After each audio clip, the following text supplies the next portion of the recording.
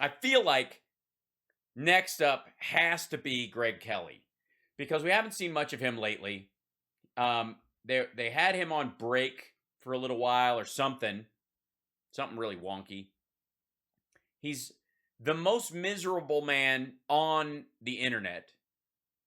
Just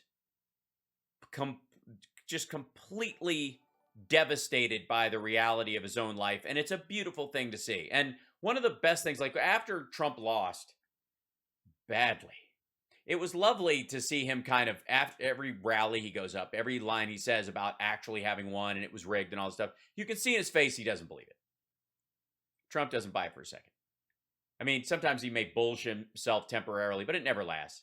And when people are like, Trump won, he's like, Well, Greg Kelly lives in that space all the time. And so there's a certain amount of joy we get from just how miserable Greg Kelly is. Now, this one is titled Greg Kelly, Trump Reminiscent of Initial White House Run. And I think he's talking about the Arizona rally speech that he gave, which we covered, and that's nowhere close to true. Trump's been on a hard fade for years, and he's a fucking wreck now. Like, we used to occasionally, we in the early days, we got wonderful tidbits like Michigan gave us Motang. And of course, we're honored to have with us today our amazing Vice President, Mike Pence, and his wonderful wife, Carrot. We're going to be appointing very pro-crime judges. And he would give us those, but they were pretty spaced out. You know what I mean? It was like one per. Now, he can barely pronounce anything or stay on topic. That last rally, I can unequivocally say, and I think everyone who watched it with us will agree, was a fucking train wreck. It was the worst so far. It was bad. Bio values. I have a mouth that wants to save our country. We'll Action replays in magnified fortune. So, I had to beat off. So it's getting worse. It's bad. And so anybody who is selling you this idea that oh man, the magic is back. Kids, this is it. Trump is bringing his A game. Dude, it's like him, but better. It's like the experience of being in the White House and all he's learned. And this is what Greg Kelly is selling. Now, if you look at his eyes, this is a man watching probably video during this clip. We'll see. He looks like he's looking at a picture of Trump right now. Like he's looking at that monitor, seeing him and going, Dad, Papa. Yeah, that was Trump. I had to beat off. So in this, I want to watch this asshole try to convince us all, and maybe he'll do it. Maybe he'll win us all over, that Trump was every bit as good as he was in 2015, coming down that escalator, gacked up out of his fucking gourd on Adderall and stimulants. And now old Trump is better than new Trump any day of the fucking week.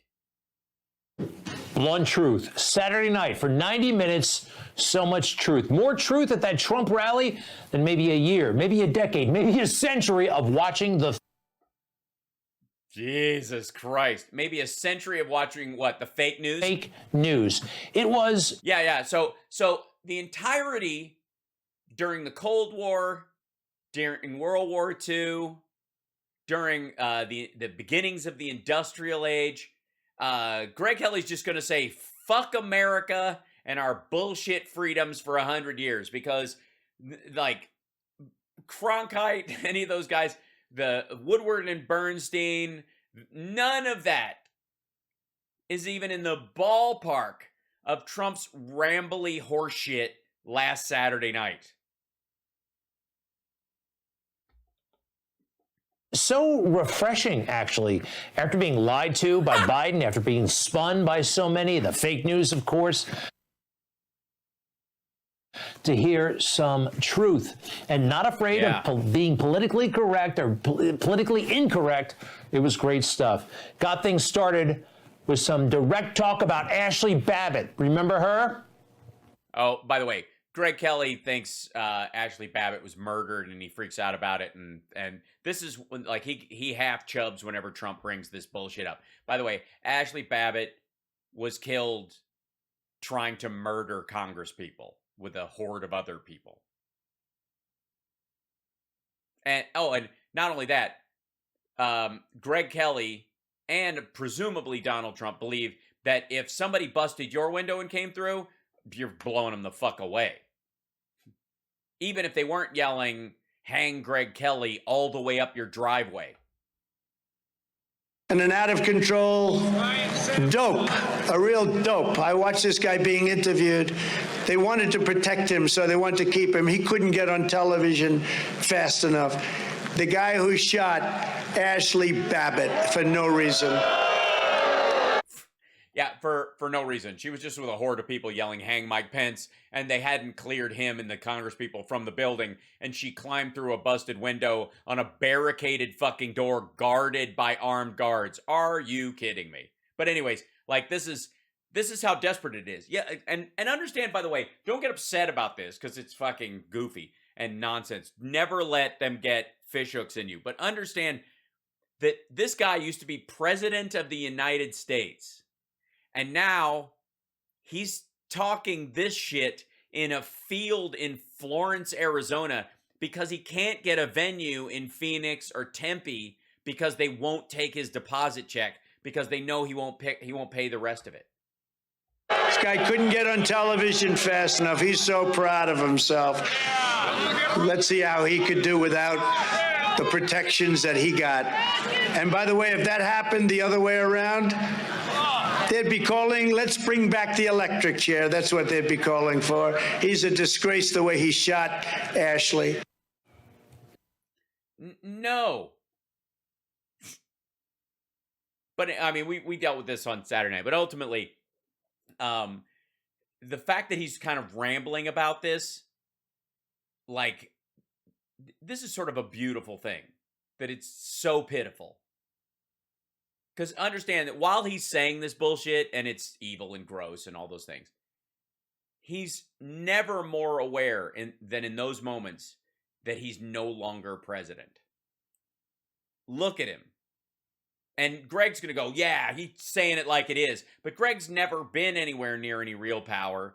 He's wagging his dick on Newsmax and having zero impact on the world. Like, I mean, I have more people in my chat room than Newsmax does these days. And I haven't been around that long. And I don't have millions of, dollars supporting the show and yada yada and a bunch of people buying subscriptions. Greg. Totally true. When she was shot unarmed, look, you've seen the footage. Dude, and he's going to play it again. Fuck you, dude. She had a backpack on. What's in the backpack? He's supposed to let her through. He's got his gun out. His gun's drawn. She sees it. Look at the stack of shit in front of this door. Does that say, "Come in, you will not be harmed"? There's no justification for this shooting. None. And he's right. Ultimately. Yeah, yes, there is. And by the way, she fell back and they backed up around her. If another person had gone through that, they would have gotten shot too. The shooter, Lieutenant Byrd, did show up on television for no real apparent reason other than to possibly make money for. Well, no, because his life was being threatened and they had to clear it up in public because of fuckers like you. Himself. Very, very strange appearance. And by the way, I'm not doubling Kelly's reach. No. No one walks away from watching my shit and thinks Greg Kelly is making a point or Don Jr. is making a point. There's a huge difference. I'm not going to you can't criticize these guys. People will find out who they are. They're on regularly. I'm just not going to be afraid of them because that's partly where these assholes live. They live in a section of the internet where people are like, well, these guys, I mean, I guess they have a lot of reach, like Steve Bannon. And if you don't want to, and they lift his message up all the time as if he's a real threat. Greg's not a real threat. Neither is Trump or Don Jr. It's fucking hilarious. Meanwhile, all that truth at the Trump rally, and we were being spun, maybe lied to by law enforcement. You heard about the hostage situation on Saturday night in Texas.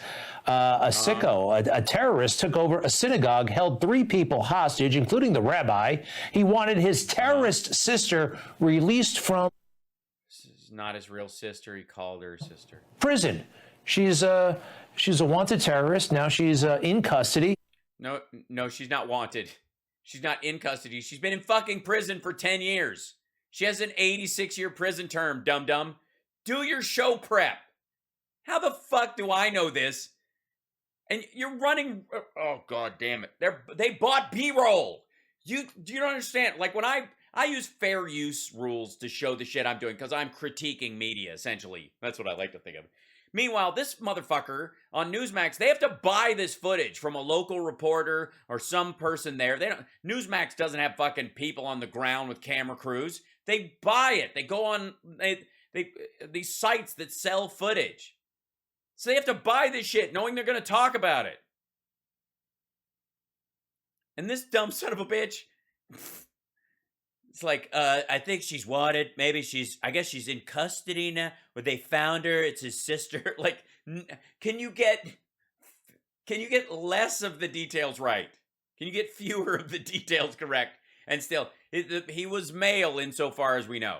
She's in a woman's prison. We do know that. That is the actual place. So the dude from Fiverr who got the footage for you didn't fuck up. The FBI said that somehow they didn't think this had anything to do with terrorism. Hold on. We do believe from our engagement with this subject that he was singularly focused on one issue, and it was not specifically related to the Jewish community, but we're continuing to work to find motive. Yeah, it wasn't. He took hostages to get a political prisoner released. It's not quite the same. Terrorism is carrying out acts of violence specifically to change a political system. You know, firebombing a courthouse. That's terrorism. Climbing through a busted window and with a group of people yelling, hang the vice president. That's terrorism. You're terrorizing people. If you do not do what we want, we will fucking kill you. That's what terrorism is. They didn't say, they said it was about like a terrorist effect. They just didn't think it was directly about him just killing Jews for the sake of it for terrorism. He was using them as hostages for a specific goal. And of course he targeted Jews in this country for his anti-Semitic reasons. But he didn't go in there and shoot 5 and then keep 3 and together. Like, that was it. Oh, God, this is so boring. And we will continue on that path. In terms of the resolution of the incident, the hostage taker is deceased. A deceased terrorist. Clearly anti-Semitic, just like his sister, who's still in custody, and yet not his sister. The FBI said it wasn't. Now, later, after this ridiculous statement, and everybody's saying, like, how can you deny this?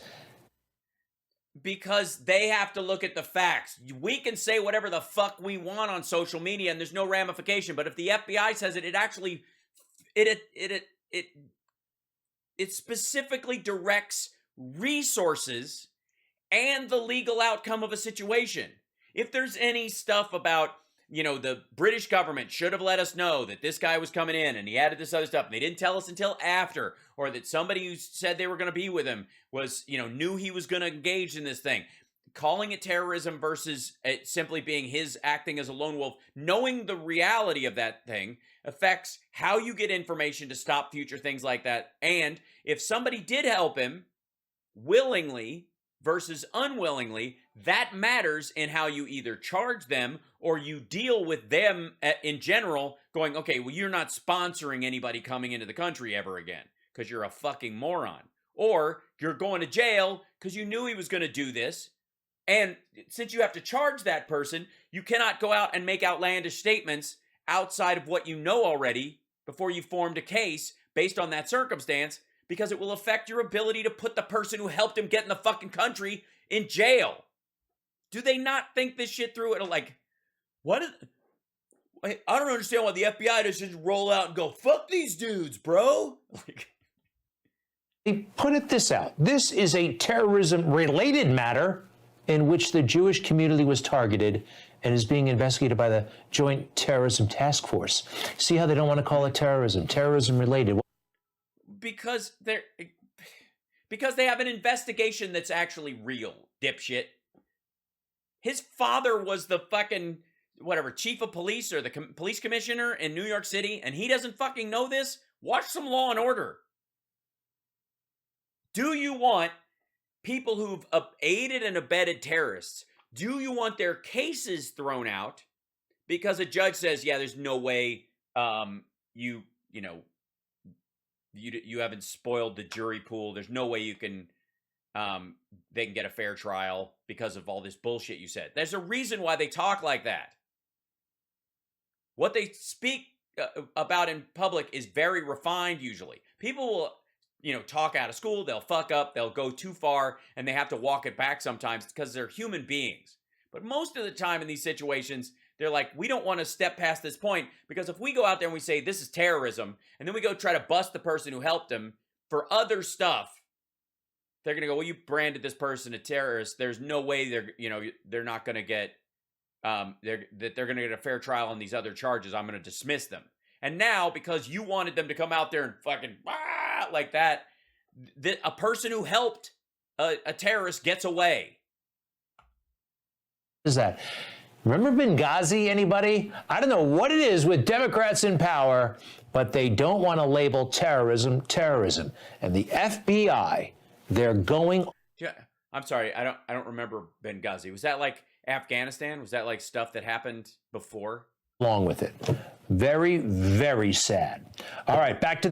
Also, hold on. What the fuck is that picture?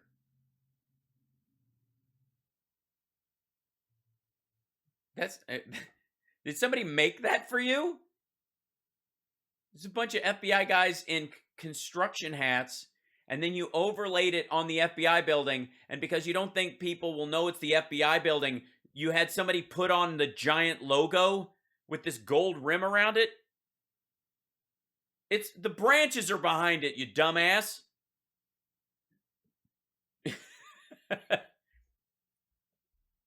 Trump rally. Again, straight talk, blunt talk that America needs to hear. Well, I will give you this, Greg. It is blunt talk because there was nothing sharp about it. America needs to hear. We have the Afghanistan crisis, the worst and most embarrassing moment in the history of the United States. The most embarrassing moment. True. Oh, no. Oh, no. The biggest economy in the world, largest military in the world, the guardians of the entire maritime trade system, that's singularly responsible for every advance in microelectronics in the last 50 years. Embarrassed. How are we ever going to survive it? Embarrassed.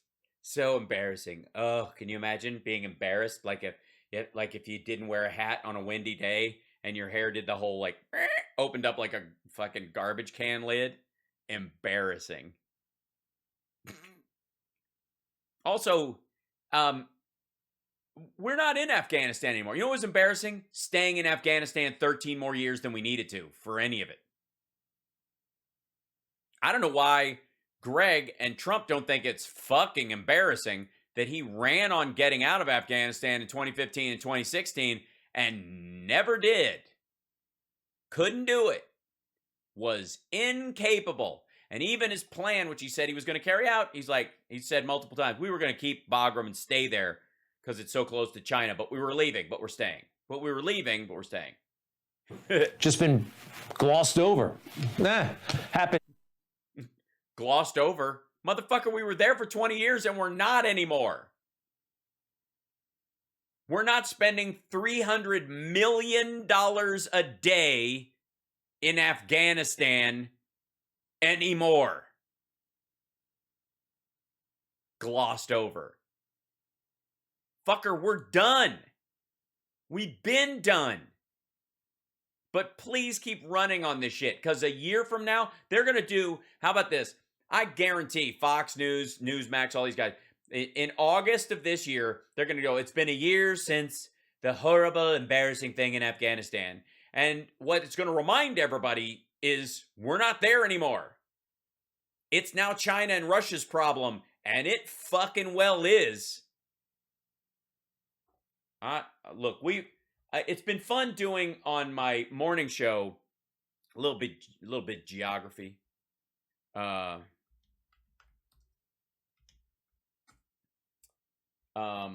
Let's see, get a let's just do this guy. Close this guy. Scroll this out. Okay. Now over here, we dealt with this a little bit with the fact that Kazakhstan is right here is a problem for the. By the way, the Chinese just ran the Russians out of Afghanistan or out of Kazakhstan. I don't know if you guys know that.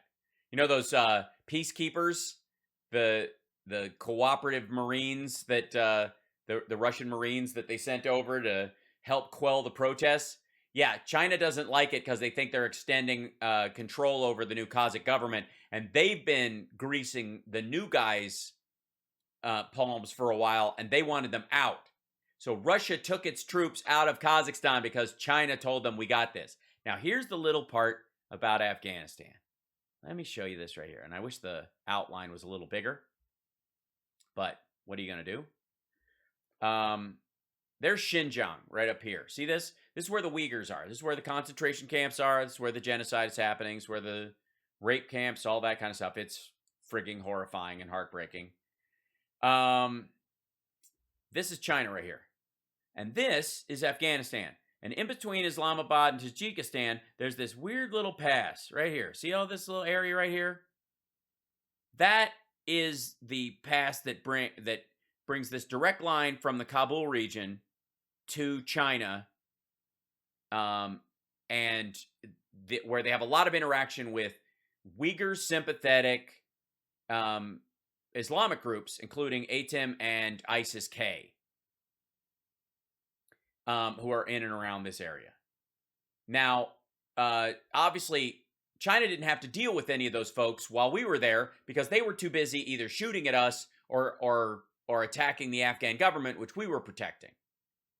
Now we're gone, and they feel the absolute ability to go and interact over here. Now, what's the other part of the whole Kazakhstan thing? I think I showed you guys this before. Here's Kazakhstan. See that? Wah wah wee wah. And this is the Chinese border. That's a lot of that.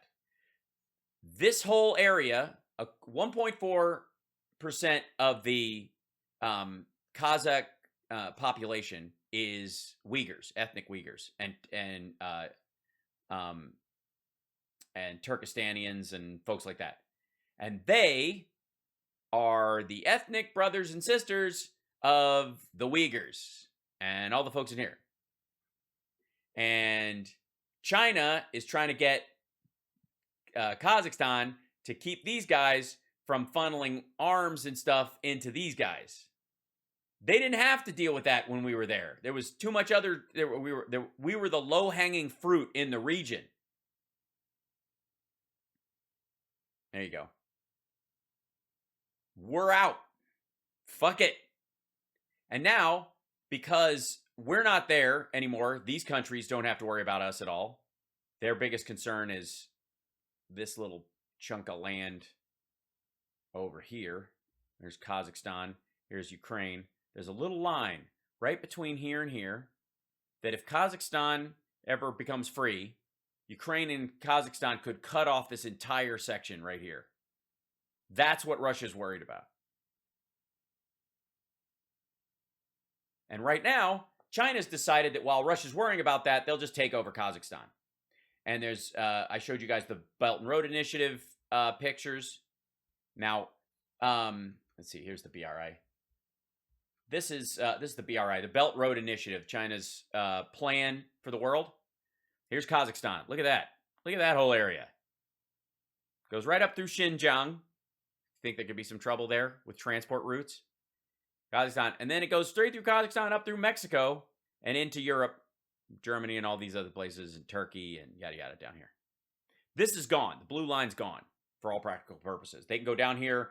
They could, you could try to go from Jakarta to Colombo to Lamu now, but in Kenya, but they're not going up into this area. They're a little bit of footsie with Pakistan, but this is fucked. India is stopping everything. This is so crazy. Like, and everybody thought that we leave, suddenly all the world's problems heal and never kumbaya and blah, blah, blah. Meanwhile, Russia has just woken up to the fact that China's drawn a big fucking red line around it. And taking over a commercial train line that goes right through their capital. And I've said this before, imagine how Republicans or even Democrats would react if Mexico bought a train line that went through D.C. Just bought it. It's like we now own, like, and they're not even a foe. We're not at war with Mexico. We're not fighting over resources with Mexico. We're trade partners. They'd freak the shit out. All right. Anyways, this dumb shit. It just drives me crazy. So look at the Chiron. Joe screwed up big in Afghanistan by what? Not staying in. You dipshit. So 4 months ago, nobody seems to care. Democrats have actually, in a weird. Yeah, nobody seems to care that we're no longer in there after 20 fucking years, which was the point. It was always going to look like this. That's why Trump didn't do it. Way, not been held responsible. Joe Biden is allowed to have a press conference and not be asked about this. All right. Now, asked? Yeah. Yes. Asked what? What are you going to ask him? Why aren't we still in Afghanistan? Honest to God. And that they keep showing the footage with the dude running by like, hi. This to me, though, was the most, I don't know, I had a deja vu moment when I heard President Trump say this.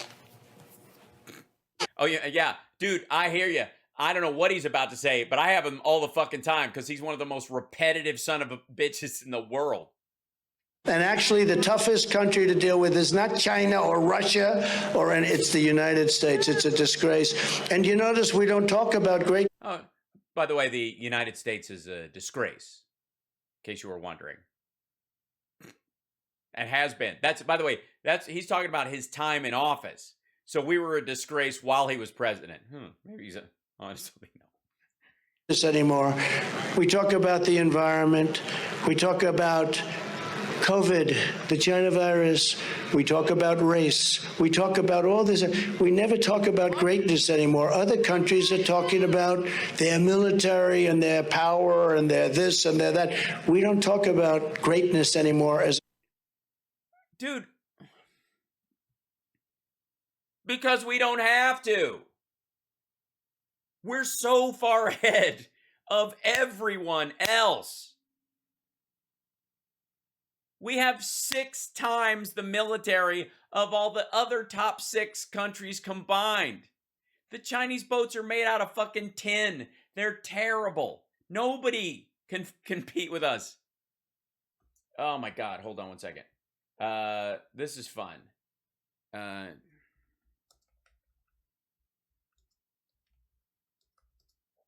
See if I can find.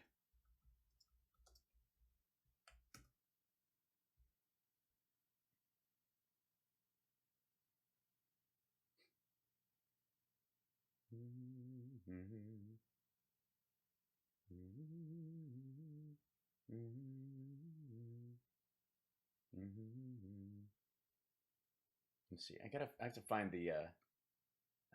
It's not. That's the.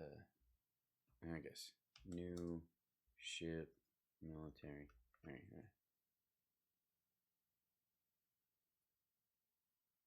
I'll show you a picture of it. Where is it? The one with the ramp on the front of it. There it is. This thing. See this thing? There's a couple of shots of it. They made a little ramp for the planes.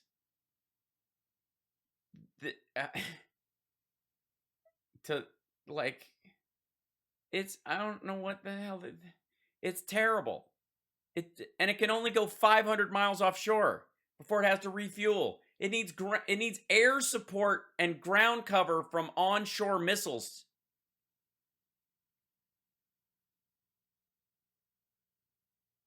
These assholes, like, they're nowhere near our capability, even as much as they spend.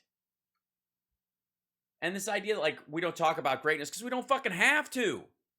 And and our own people are against it. The only people that need to hear, like, we've got big guns are his group. The rest of us are like, yeah, we recognize that shit has to exist, but you don't fucking wag that stuff around. We'd rather be diplomatic and do business and have cultural exchange than bomb anybody. But everybody, fucking hell. Country. You turn on the news and watch these fakers. They're fakers. You turn on the fake news at night and you watch what they talk about. It's all things that it's just not possible. And a country has to be thinking to the future. It has to be thinking about greatness, and we don't even think about it anymore. First of all, fuck you. Yeah, we do. We just don't think about it in these blunt, big, dumb rubber mallet terms. Me big and strong, a smash, a smash. Like, deja vu. To June of yes, to June of 2015, when President Trump Yes. announced he was running for president, his initial speech, his campaign kickoff, he said something very, very similar. I was there, and when I heard these words, I'm like, yeah, I think this could really happen. I think he.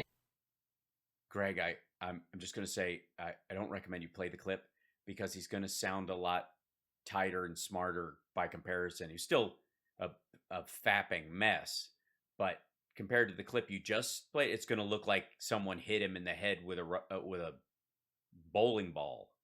When? Our country is in serious trouble. We don't have victories anymore. We used to have victories, but we don't have them. When was the last time anybody saw us beating, let's say, China in a trade deal? I know this isn't going to be a popular thought. All the fucking time.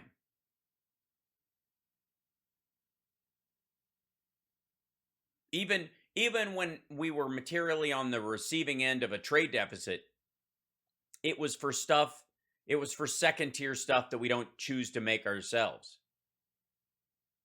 Even the iPhone stuff over there, they assemble it. They don't make it.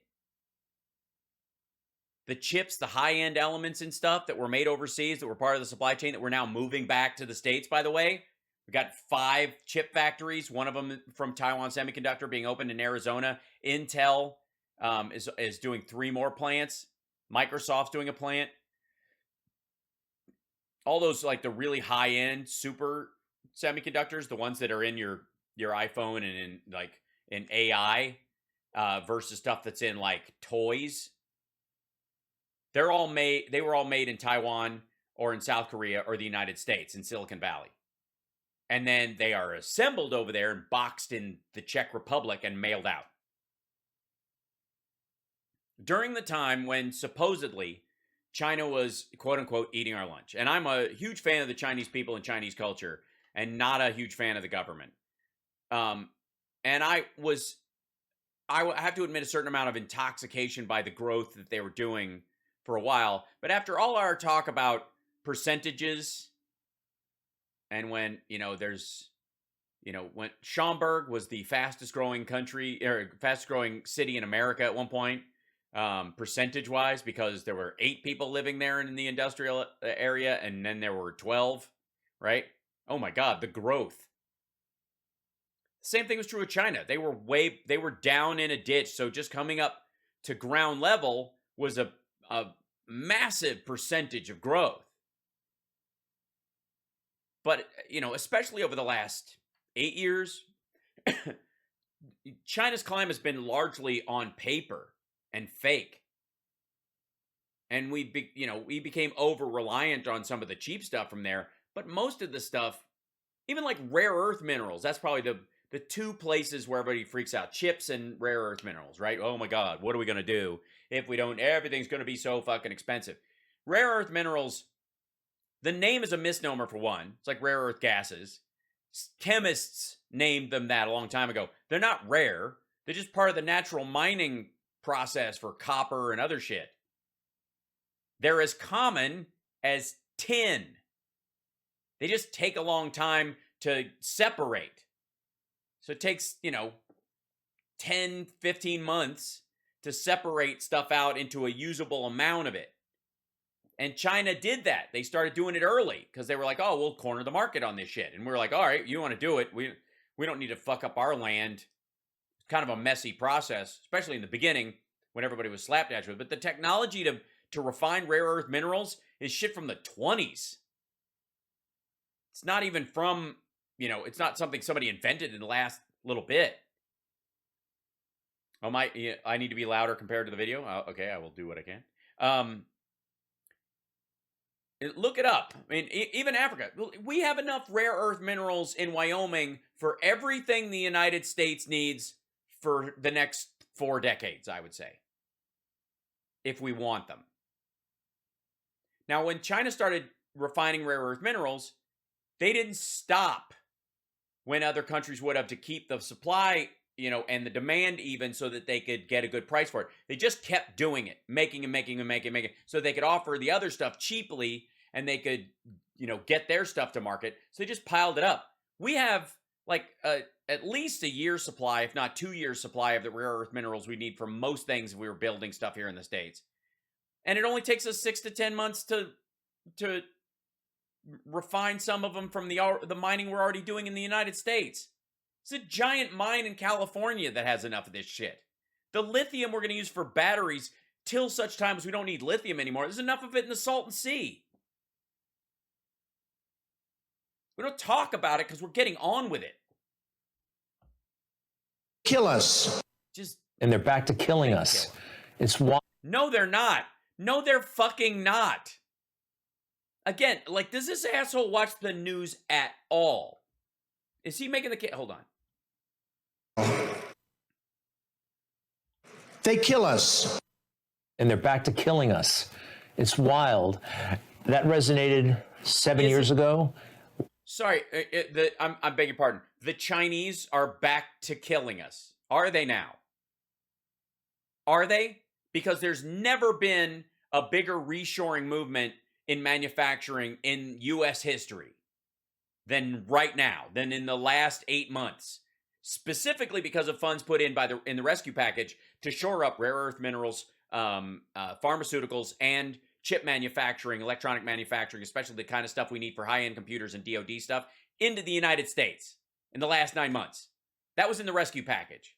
Infrastructure, creating a smart grid and broadband that would make America isolated in its own information chain.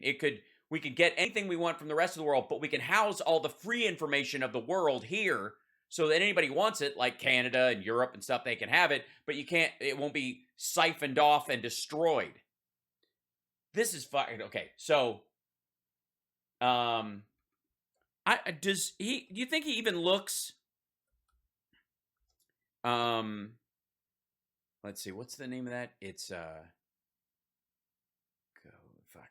Country Garden, that's what it is. So, a lot of people know I've talked about, shit. This just happened, too.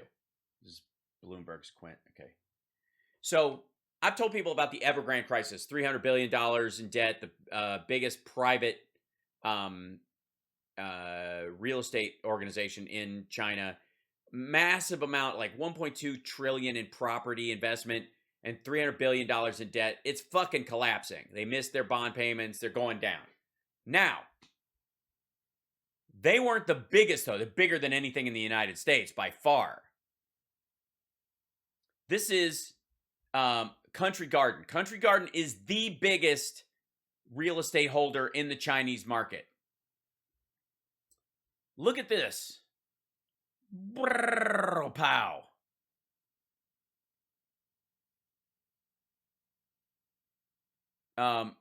This is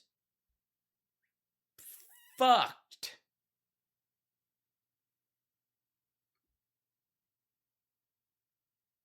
This is where they're going. This is where we are. This is where they're going. But they're eating our lunch. Tell me again how America's not great and they're eating our lunch and we got nothing. And yeah, it looks terrific, brother. When did they start eating our lunch? Here? They were collapsing. They propped it up and it ate shit on its own. That is their Lehman Brothers moment. Oh man, fucking.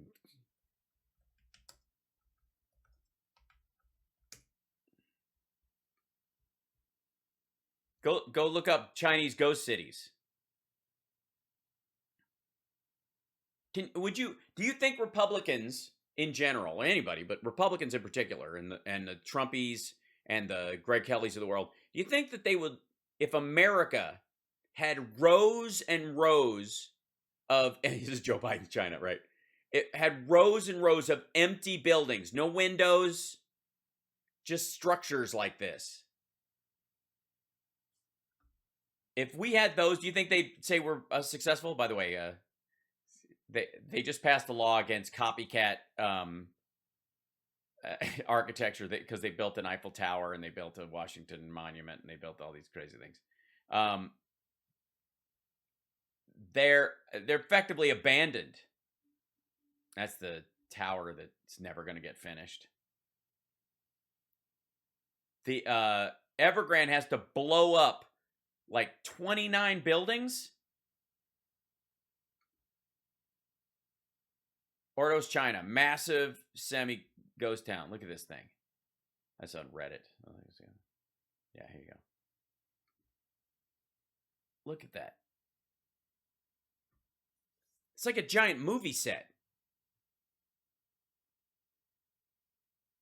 Thanks, Matt. And this has been a story for a long time. Anybody who knows about this shit or looked into it, you want to go down a rabbit hole, go on YouTube and look at Chinese ghost cities. It's fucked up. And do you think Greg or even Trump, and Trump was fucking president, like Greg having his head up his ass is no surprise to anybody, but Trump had to have known this. Biden sure as fuck does. Why do you think he doesn't look worried about any of this shit? Meanwhile, Saturday night resonated all over again. I think it's going to happen all over again. Meanwhile, he's as plugged in as he ever was before. He's got his finger on the pulse of the country. See how angry he gets? Anger! You've got to listen to me. Listen. Where am I? Oh, where the hell am I? Where? Yeah, this is good stuff. Sharp. I mean, it's no Little Marco and Lion Ted, but this is way to key it up. It's going to kill next time, yeah.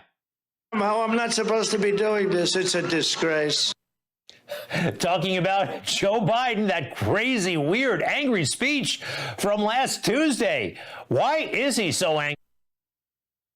Well, because he thinks people are being systematically disenfranchised as voters in the greatest democracy in the world. If you actually liked America, Greg, you'd be a little angry too, but you fucking hate this place. He's the president, right? And he's so angry. After the last election, liberty-minded Americans are facing a difficult question. Wait, is that an ad? Yeah, that's the end of this thing. What are you gonna do? Join Newsmax. Go to the conversation. Yeah, that's it. That's where he bailed out. That crazy, weird, angry speech from last Tuesday. Why is he so angry? He's the president, right? And he's so yeah, because Trump never got angry. What the fuck? And also, Greg, look up, man. Angry. After the Jesus Christ.